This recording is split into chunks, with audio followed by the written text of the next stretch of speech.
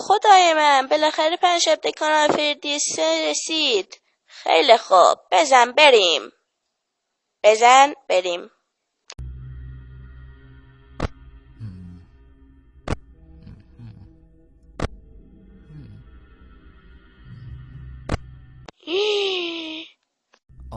اوه مای گاد، نگاه بکن چه گوگلیان. دوست دارم بغلشون کنم.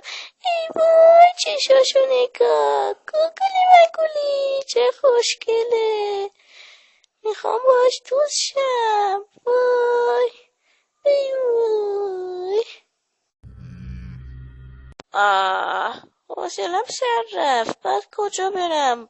اینجا خیلی خلوته. کجا برم؟ اون دریچه بکنم جای خوبیه.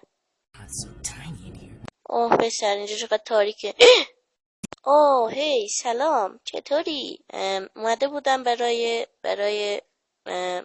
ولش کن. ای بابا جاییم که نمیشه رفت، چیکار کنم؟ هی تکون نخور.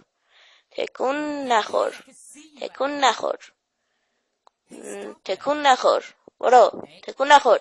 پشته تکون نخور. برو. آره همینه، تو نمیتونی منو بترسونی.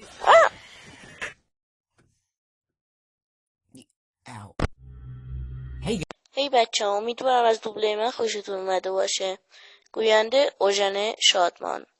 خب منتظر نظرات و لایک های شما هستم. با تشکر. بولین.